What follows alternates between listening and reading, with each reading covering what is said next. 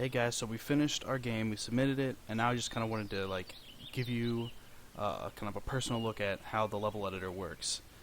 It's pretty cool. All of the stuff that you see in our game, like all the timing events and all the different things like that, are all done. They're all data driven in our engine, but we're not using any scripting. It's all using this trigger system that it's kind of a combination of like Warcraft 3's World Editor and kind of the Hammer editor, Valve's Hammer editor, kind of has some similar ties to that as well. So the first thing I want to show is just kind of like the geometry, like how the all like actually building the world goes. So I kind of got sick and tired of using tile maps, so I kind of was like, hey, let's do something that I kind of got from this game Sold At, which is triangle based, like a platformer. So I mean, you can see we can actually just build with triangles using the affine texture coordinates. We can just keep adding on triangles until we essentially build a really, we can build really complex terrain this way. And I'm not really even sure what I'm doing right now. I'm just kind of like putting stuff down, but it has some cool controls. I see that one didn't snap. Not a big deal. You can actually change the snap distancing up here, so verts can snap closer or farther away, as you can see. So it makes it a little bit easier depending on where you are. But some things we can do here is we can actually, so we have snapping like that. We also, if you hold down the shift key, it'll stick to an axis, and then also control will actually snap to other verts, their axes. Get it? So you can actually see it snaps pretty well like that, and you can do some pretty cool stuff. The other thing is we can actually select. We have a select tool here. The editor is tool driven, so we actually have all of these different tools here that we can use. So, for instance, we can select, like we just selected that one triangle there. We can actually just select a vert. As you can see, it turned green there. What we can and can't select is chosen essentially by this here. So we can turn off the things we don't want to be able to select, like verts, for instance, and I can just grab this full triangle here, but the verts actually won't be selected. Or I can just grab verts, and so I can grab all of these, and only the verts are going to be selected, as you can see, and not the triangles. So when we turn that back on, I'll show you here, we can actually grab a full section here, and we can move it around with the edit tool. So the edit tool, without clicking any or holding down shift or control, we can actually just move the objects we've selected around. Shift will actually let us scale them by essentially the X and then the Y, so we can easily scale things, and we can also rotate them while holding down control. And it's based on like the middle, the average position of all the verts, so that's where you see it has this kind of rotation center, like right around here. Yeah, that apparently is where the center is. There's no snapping with that, so that's kind of a pain. I guess if I really needed to, I could add like snapping to 45 or like to 90 degrees or something that you could set in here. So that's that, and I can also see we can actually, if we have a bunch of them selected, we can actually control. Let's see, we can actually control click here. If I shift click, we'll add a bunch of them. You can see we're slowly adding to our list there. And then if you hit control, you can actually unselect triangles from our selection, which is nice. Now, just selecting things isn't like, it's not just restricted to triangles. We can actually, let me drop in an object here. Let's say the player, there's Penny. We can actually select everything, and Penny will also be, well, actually I have to turn on object selection first. We can grab everything, and Penny will also be selected, and then of course she moves around with everything. She doesn't scale, but her position will actually move with the scale as well, and then her control as well. She doesn't rotate, but her position will rotate with everything else, depending of course on her position from the center of that rotation. Some other stuff we have here, we can actually, like let's say grab this corner here, and if you look over here, we can actually change a texture on the fly as well. We can switch it to our crate texture, for instance, but I'll switch it back to our rocks. And then you can see I'll show you here that most of all of these textures have a secondary texture that we can actually blend to. So if I grab this corner here, and I can change the color of individual verts, so I will change it to 255, 255, 255, and then 0 for the alpha. If I set the color here, you can actually see a different texture is 100% on this side here. And then it'll actually blend completely. So if I grab this one here and do the same thing, I can just set it again, you can see it even better. And it probably works a little bit, it's probably a little bit easier to see with a different texture here. So if I try something else like Dirt A, you can see it's different there. If I go to like Grass, you can see a lot better there, that there's two completely different textures there. And then you can just, of course, switch it back to that. You can see this is a different texture as well. Let me just switch them all into this grass one since it's a lot easier to see. Alright, so we will just, real quick, set all these. And then if you can just switch it back up to the alpha to essentially 1, and then it'll blend nicely. So we did that essentially for a majority of the top portions of our environment, so you can see it has a nice like grass to rocks kind of blend there. The other thing we have is one of the things that was kind of a pain is actually just drawing out these triangles individually. So the other thing we can do is we can do like circles, for instance. We can do just like any number of sides. We can just go up. I got up to like 4096 on. Actually, I'll do it right now. It's actually surprisingly good. I don't know how it's going to do with the video running, but yeah, not too bad. If you zoom in here, you can actually see the individual triangles and how incredibly small they are. So I'm just going to get rid of that because that's kind of ridiculous. Grab all of these guys here. Oop, look at that, it's like a pie chart. It's a little bit laggy when you do that because that's a lot of things it's selecting. So I'll just delete those things. That takes a second, It's going. Jeez, there we go. Yeah, that's a lot of stuff. That was a lot of triangles. And when you delete them like that, you have to update the collision. If you can see here as well, in our display section, we can actually turn on and off the collision, so you can see there's a collision there like that. But when you delete something, you need to update the collision. So now it should be updated, not including those things there. Okay, so turn that off again. The other thing we can do is just straight up like a grid. I'm going to put this back just in case. The grid here, which allows us to do like different columns, so I can put 2 columns, let's say, and then there's 2 columns, which is very nice. The other thing is you can actually fix the affine as well, so if I decide to scale this, you can see the texture scales too, but then I can fix affine over here on the left, fixes it. The other thing is we have the ability to darken and lighten triangles really easily, so we can do some cool shading effects. So that's that as well. Delete those things. Wait, selection, delete, got it. One of the main mechanics of our game is that you can actually ride rails. So if I can show you here that you can actually place these rails down, it does this kind of loud placing sound, thanks to David Sachs, of course. And then you can even grab, well, if we turn on the ability to grab verts and rails, you can actually select full rails and also the verts. You can move those around. So I don't like that kind of, it's kind of got a weird bumpy thing going on there, so I'm going to fix that. Yeah, that's not bad right there. Okay, so then all we have to do is, I'm going to move Penny over a little bit, all we have to do is just press E and the game starts there. So you can see Penny, and then she jumps onto the rail and she's riding the rail. Very easy. Does a cool flip, all is well. Love that vrooming sound. That's so awesome. Very cool. Anyway, okay, so that's that. And then, of course, when you press E, everything snaps back into the way it was, yada, yada, yada. It essentially just replaces all of the objects, no big deal. Okay, so you can see they can do that as well. So let's see, we can also throw in a couple of torches that'll show off a little bit of the, let me see, torches, show off a little bit of the particles as well. So let me put a torch here, so you can see, ooh, very nice particles. And then we can grab this and actually edit the emitter itself while it's in here. So let me scale this up because it's pretty big. So the base emitter has a bunch of stats. I mean, this is the other thing, is when you select something, it actually will show the object and all of its components, and then all of the components object, or the different variables in the components that you can change.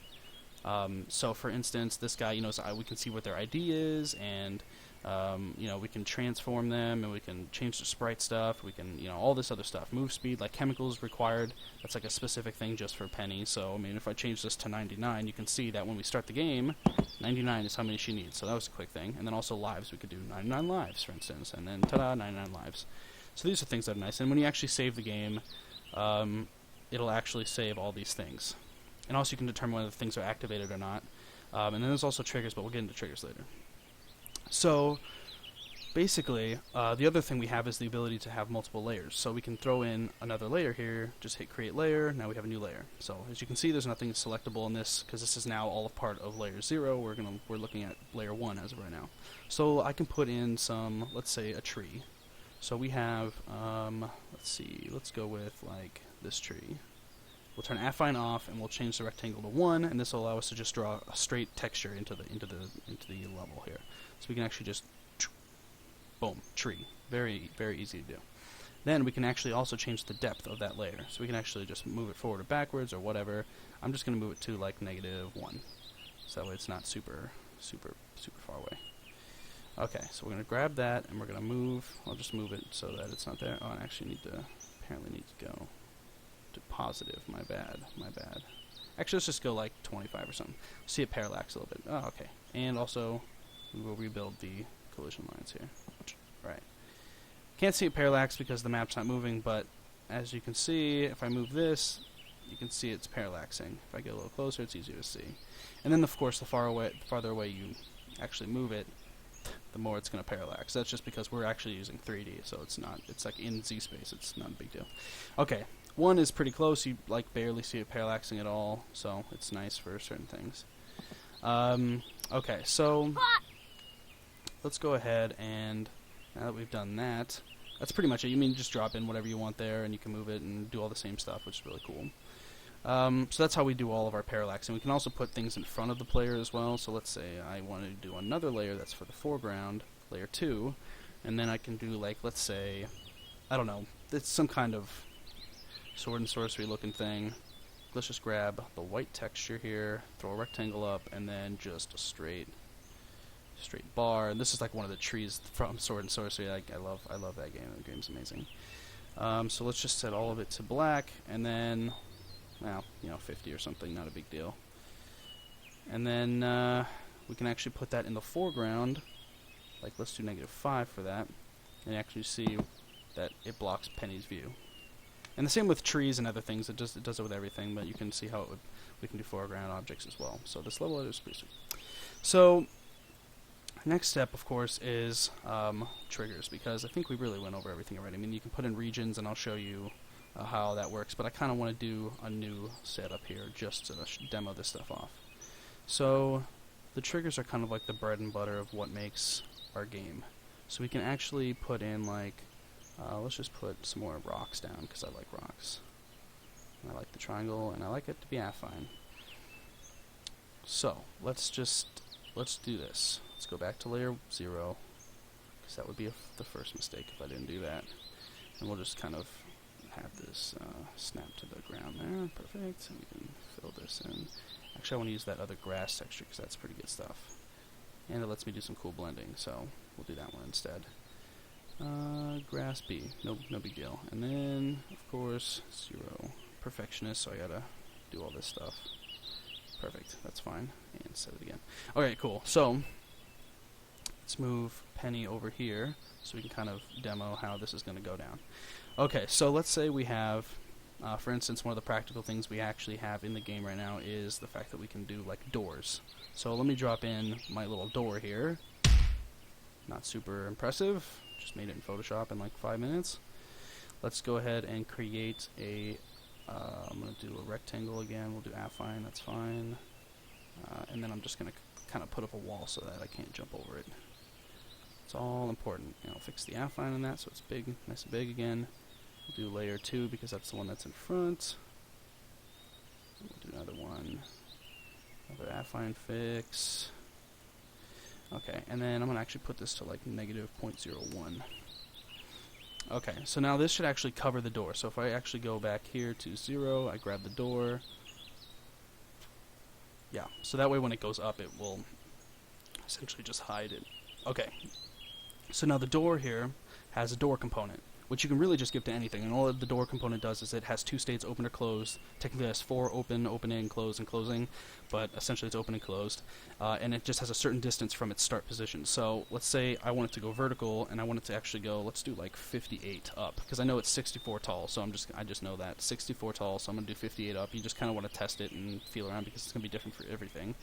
90 degrees, so straight up, and then we're going to do like, let's say 80, because it actually goes to DT, so that's going to be a nice smooth and relatively slow. And we can also auto close it after a certain amount of time, so if we want to have like it auto close after a second, we can do that. We can have it start open so that when you actually start it, it'll actually just immediately open up, as you can see, which is nice, or we can not and it just won't. And then let me just show you. So the auto close, it'll open and then wait a second and then it'll close itself, so nice. But I don't want it to start opened, and I don't really care about it being auto closed, but whatever. So let's say that like in our tutorial level, we actually want to have we actually force the player to have to get a certain number of chemicals before they can leave. So I'm just going to build like a wall and kind of close this whole thing in.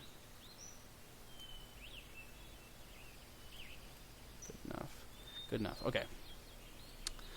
So let's say we don't want Penny to leave until she grabs all of the chemicals in the room. Well, we can do it very quickly just by adding our score orb here, which is what it's called, because that's what it used to be, but it's really just the chemical. And then we want it to actually open the door when she's got all of the chemicals she needs to leave the area. So, let's say we have our Penny here. Very nice. Penny, thank you. Move this over, and we will give the chemical. Actually, let's just make a separate thing. It'll be a little bit better to understand. So we'll actually use our custom object here. Just drop that in. It's just one of those cool-looking gyroscope things.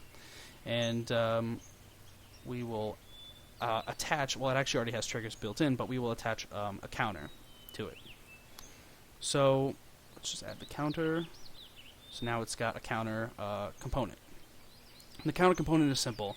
When its value reaches either its min or its max, it sends out a message that says, it'll trigger an event that says object's max has been reached, object's min has been reached, or counter min has been reached, or counter max has been reached. So right now we only have one chemical, so let's just make it 1.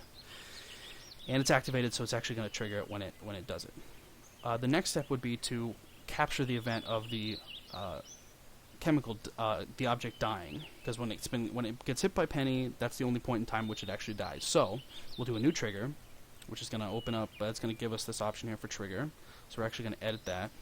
So triggers are built using 3 different components, which are events, conditions, and actions. So when an event occurs, I'll show you the events. When an event occurs, we have a couple different categories here: game, object, region, or rail. So our object, game just has a couple things like map initialization, game time elapsed. Object has all the object stuff in it.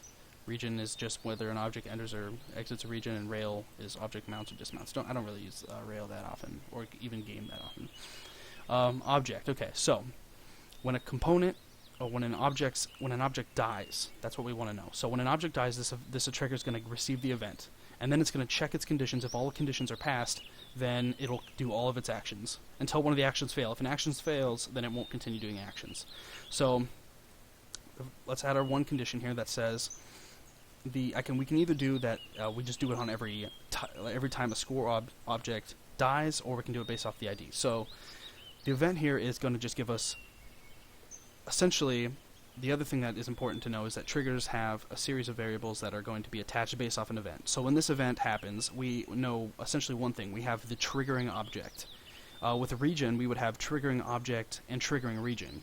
So the triggering region would be the region that's either entered or exited, and the triggering object would be that object that has either entered it or exited. So that way, the trigger actually has very important information about the event that's actually occurred. So that way we can act on those objects and regions, let's say. So this is similar to, this is kind of the stuff that I took from Warcraft 3, this event condition action system, which works beautifully. And I haven't looked a lot into StarCraft 2, but I'm sure it's similar to that as well. So when the object dies, what's going to happen is this trigger is going to get a triggering object that's going to be attached to it, which will be the chemical here. So what we can do with that is now we can look at these conditions here. You can either do and or. And allows you to do multiple conditions or as well, but it just does them all as ands or ors. It's all fine. Now we have to determine what the variable type is that we're going to be checking the condition with. So we can do either integer, let's say. We can say integer equals, not equals, less or equal to, greater or equal to. It's all good. And then we compare one value to the next. So essentially, we can either compare it by value, which really makes no sense. If we just do if 0 equals 0, then it's going to work. You might as well just use the Boolean, but don't worry about that. So we have a couple of options here that we can use for our first value. So triggering component, which would be something like when a door opens or closes and that event gets called, we can actually react based on the component that has triggered. The owner object is going to be this guy right here, because it's the one owner of this trigger. So this guy owns this trigger through the trigger component, so therefore the owner object will actually be this guy here. So that's not what we want. Triggering object, however, is, because that's going to be this guy. So we can go to triggering object and we can check its ID. So let's actually select the score orb and see his ID is 1030.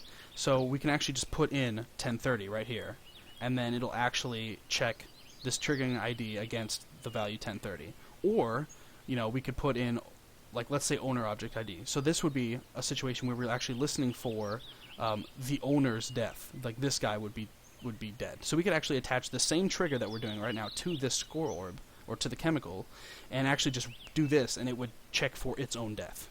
But we don't want to do that. So we're actually, and I don't even want to do integer. I don't want to do ID check. I just want to do by the type of the object. So we can actually do a string equals here, and we can actually do the triggering object's type.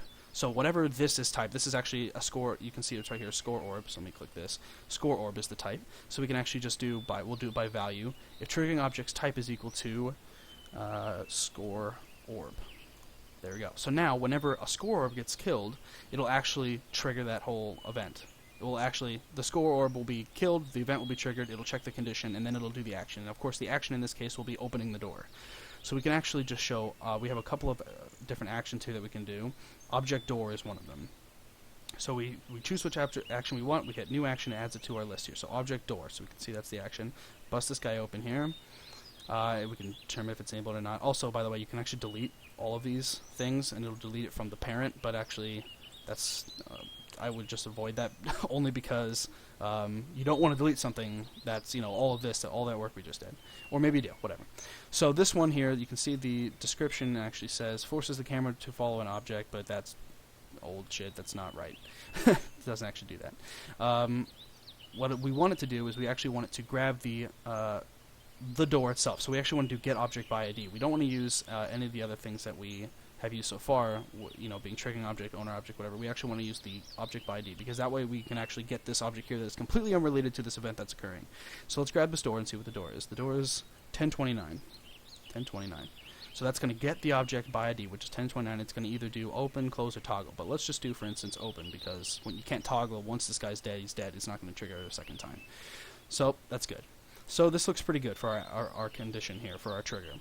And of course you can add more and more triggers. We could have even had this trigger be on the door. I just wanted to create a separate object to make it a little bit more clear. And you can add like as many triggers as you want, and they'll all be based on different events and different things. But if you have two different triggers that do two different events, like one will not happen with the other. It's all separate. So if we actually run this thing, you'll see, first of all, one other thing. The first thing you'll see is that the camera doesn't actually go with the player. And that's a simple trigger. It's actually attached to Penny already. So we can actually just select Penny. You can see she's already got a trigger on her. She's got the first trigger, by the way. And if we edit this, it says that it's not. It says it's enabled, but it's really not. And all you have to do is just tap it twice. I don't know why ATB does this. I mean, it's clearly set to true.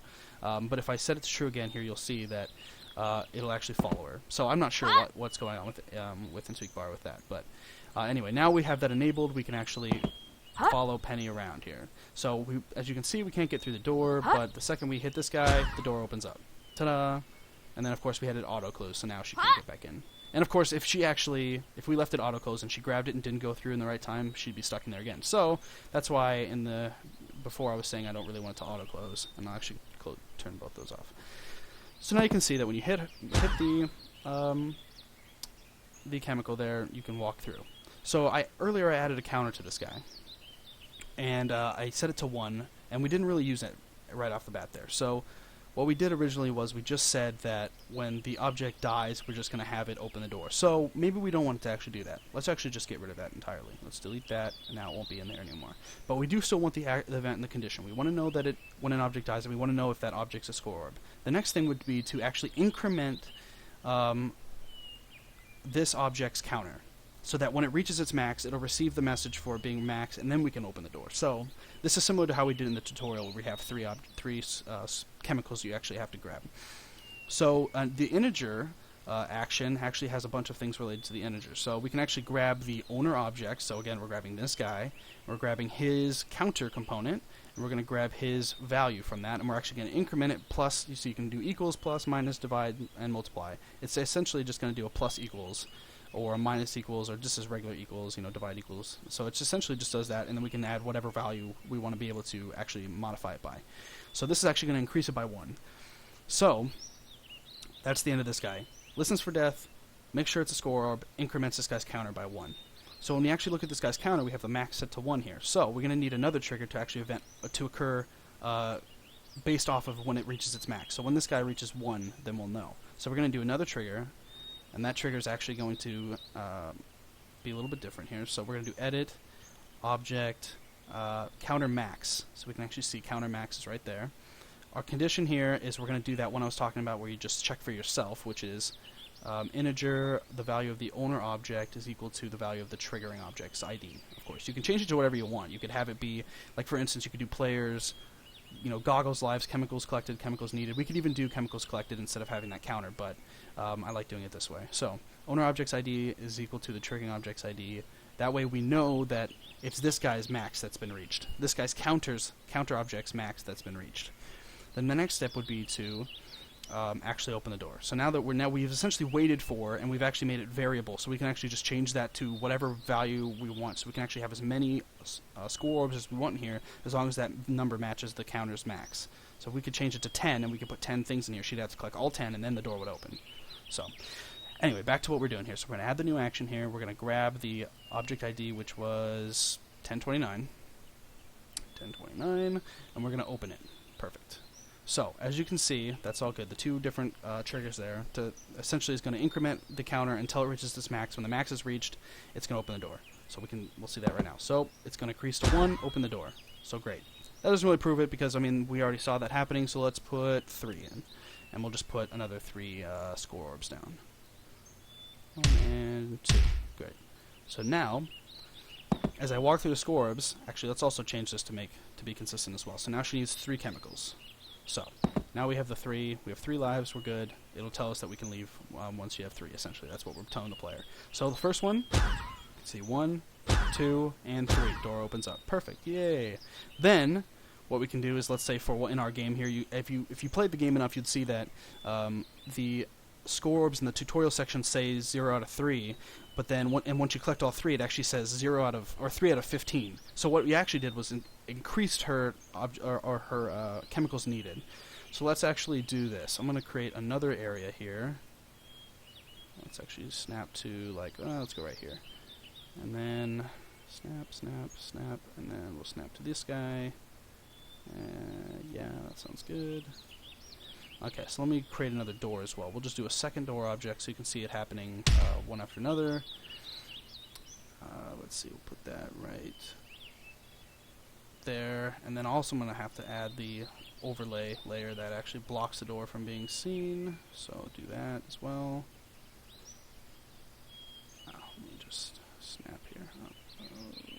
Well, that's fine. Alright, good. So, then we also have to set the door's settings as well. We have to tell it where to go. So we're going to do 58 up, we'll do 90 degrees, we'll do 80 speed, and we'll do no auto close and doesn't start open. Okay, so now this guy here can also do another thing that will actually change her chemicals needed to the next level. So essentially, let's say we want to add 1 more, or let's say we just add 2 more in here. So now, really, to beat the entire level, she's going to need 5. The beginning section says 3. To get out of this door, it's technically 3 and then 2, so 5. So what we'll do here is with this guy, of course this happens on when the door opens, so right after the door opens, we'll actually increment her chemicals needed. So we can go integer here, we can go new action for the integer, we can grab object by ID, which she is actually number 1027. We'll grab her player chemicals needed, and then we'll actually increment that by 2. Actually, or we'll just set it. We'll just do set equals 5 to make it that way there's not going to be any problems in case we trigger the same thing multiple times or something like that. Okay, so great. So now when we see, she'll grab the 3, 1, 2, 3, and now it says 5. 3 out of 5. Oh no, now you have to get 2 more. So 4 and 5. There we go. So now we'll just have it open that door. Not even a big deal. So we can actually just throw it straight onto this door if we want to. Add the triggers component. Add a new trigger. The trigger says when. Let's just do it this way. When. Let's do an object dies. When an object dies, we're checking for score orb again. We're going to say the score orbs type, of course, the value of the triggering object that's dying. The type is going to be score orb. What we'll do is we'll actually check pennies needed. Or collected, sorry. We'll check pennies collected number of score orbs. So we'll do an if-then. So the next thing is like an action that we can do is called an if-then. So it's basically just a second layer of conditioning. And then it just does, if that condition passes, then we'll do the action. That way we can just have this event happen and check, but not be based on the same condition that's being checked in the if-then. So we'll do if-then here, we'll do next, and we'll say if, so actions are invoked if conditions pass, of course. So new condition is if, we'll grab integer, we'll check getting object by ID, and she was, I believe, 1027, yep. 1027, we'll see what her player chemicals collected is. And if it's actually equal to value, we'll do the same thing again, 1027. We'll do counter. Actually, you know what? I'm just gonna put 5 for this, just in case, because I actually haven't tested the second thing. Anyway, not a big deal. We'll do this in case. I just don't want to have anything fail miserably. I don't think it will, but just to be sure. So the chemicals needed or collected is equal to 5. We could put chemicals equal to the chemicals collected. That's what I was going to do. If the chemicals needed were equal to, or collected were equal to the chemicals needed, then it would open the door. I'm just going to put 5. That way there's less problems. If there would even be problems, which there might not be. So object door. Now this trigger is actually on this door, so we can actually use the object that is itself. So owner object. We can grab it. So we can just tell it to open. So when that event is reached, or that when that an object dies, it's gonna use the if-then action to check her current collected, and then see if it's enough to open the door. So let's try it. So 0, yep, 3. So now it works. It opens the door. Now we have 2 more to get, and then 1 and 2. Okay. See, what I think happened here is that this guy. Make sure all that was right. Activate. Yep, good. So I think what happened is that the actual event gets triggered before her thing gets set to the next level. So with this if-then, what I'm saying is I think that this event gets occurs before her chemicals reach the next thing. So if a chemical dies, she's actually on chemical 4 when this event happens, and her counter doesn't go up by 1 yet. So if we do 4, the 5th one will be the one that opens the door. So that's how that's going to work. So we hit 1, 2, 3, it's opening this door. Now we set to 5, it's good. 1 and 2, and it opens the door. Perfect. So now you can see that you can use the doors to get all the way through like that. And that's a quick kind of, just to show you like how that all works out. I know this is getting really long, so I'd probably cut it pretty quick here. But let's just say that she enters this region, and when she enters the region, she wins. So we'll put a region here, and we'll just put an object to handle that region entering.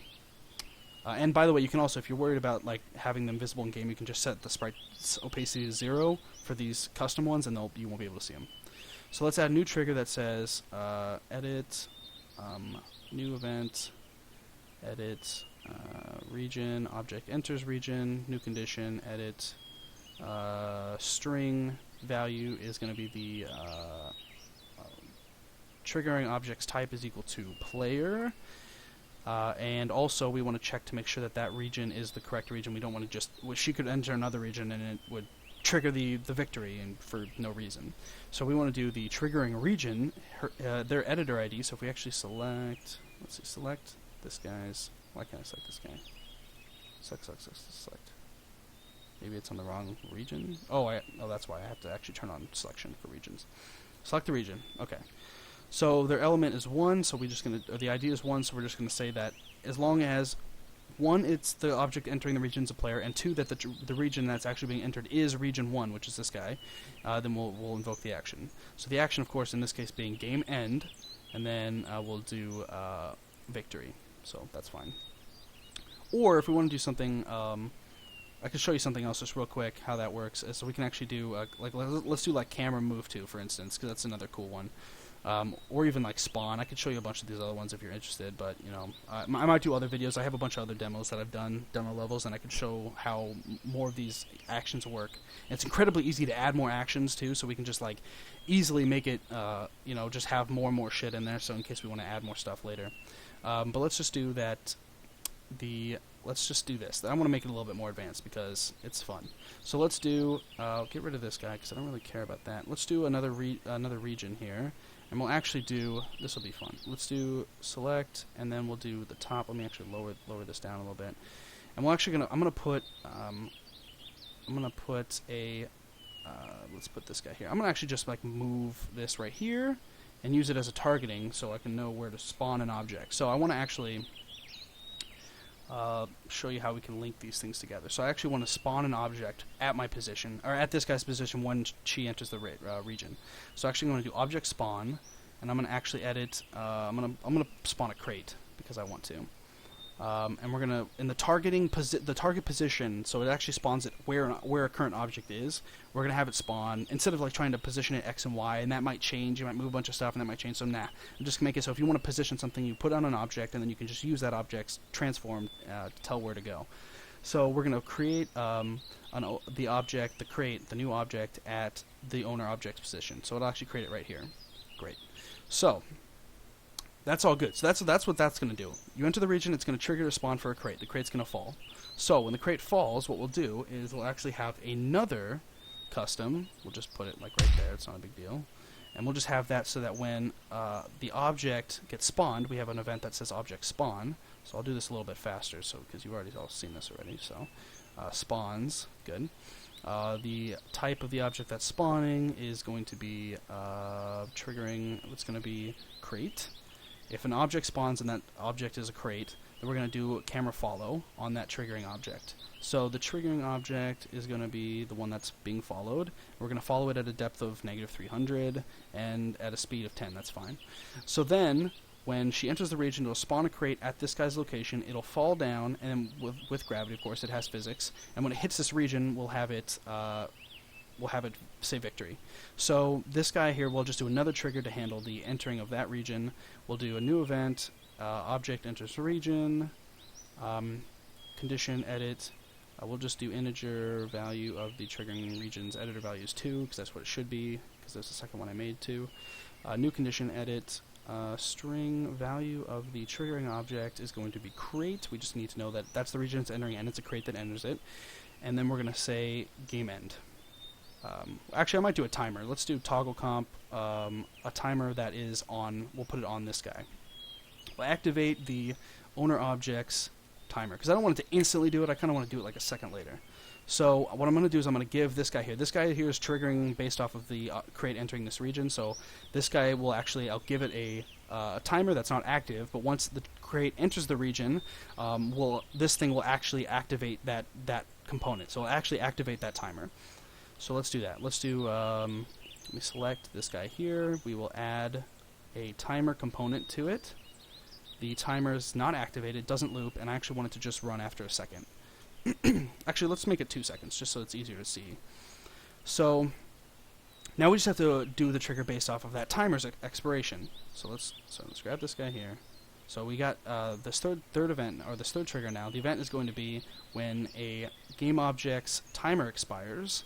The new condition is being that the timer integer, the timer of the triggering object that owns that timer is going to be the owner object. So it's checking to make sure that it was itself that's its own timer that expired. And then we're going to do the game end. We'll just have it victory based on that. So victory, that's all you need to do. So good. Let's just make sure all that worked. I did a lot right there. I didn't really test any of it, so let's just make sure it works. 1, 2, 3, opens the door. 4 and 5 opens the second door. I enter the region, a crate spawns, camera follows it, and then 2 seconds later, victory. Ta-da! So you can see how we can do a lot of really cool stuff with these triggers. So if you saw the game, you'd see that like you walk out of the tutorial level, it says, Penny, you need to help, yada yada yada. And then it actually will go into this mode essentially where it takes away the control. That's one of the actions you can do. You can actually take away the control of the player. And then it pans over to the machine to show that the machine's acting up, and then it actually goes through a long if-then there's a trigger that actually goes every second after that, and it'll actually do, if a counter is at 1, pan the camera to this specific chemical, and then it'll the timer go off and increase the counter again, and then it'll say if the counter is at 2, go to this one, and it does that until it reaches all the chemicals, and it goes back, and yada yada yada. If you're interested in seeing that, I can show you that as well. Otherwise, that's pretty much it. I don't think I can think of anything else to show you. I'll do a couple more demo stuff, because I'm actually, I really am excited about this. It's really cool. We can do a lot of cool stuff with it. And it's not using scripting, not that that's a good thing, but we just kind of didn't really, want to do that, so I was like, hey, let's do this. It'll be cool, and I thought it'd be kind of fun. Last but not least, we can actually select everything. I just want to show you this as well, and we can actually group it together. So if I right-click here, oops, selection. Oh, maybe not. Maybe it's not letting me do my context menu anymore. Well, whatever. That's another thing I'll have to figure out, why my context menu is not... When you right-click, a menu is supposed to show up, but it's not letting me do that for some reason, so whatever. Not a huge deal. But anyway, you can do groupings, let's just put it that way. You grab everything, you group them, and then you can grab one thing, and then it moves everything together, and it's very nice. So anyway, I think that's pretty much it. I don't think I have much else to show you other than that, display stuff, but not really a big deal. So anyway... that's that. Thanks for watching. If you're interested in seeing more, let me know, and I'll keep making videos, because it's pretty exciting, the stuff you can do with this trigger system, and I'm really still discovering what you can do with it. And if you're interested in trying it, let me know, and we'll get you a link to the game. It's actually just in the editor. It's in game, so we can actually just you could just hit E. Actually, I think it's P for the release version. You press P at any given time, and it'll actually open up the editor. And you can even edit the level that we have right now and change the rails, or add your own stuff, whatever you want to do. So, okay, thanks for watching, and talk to you guys later.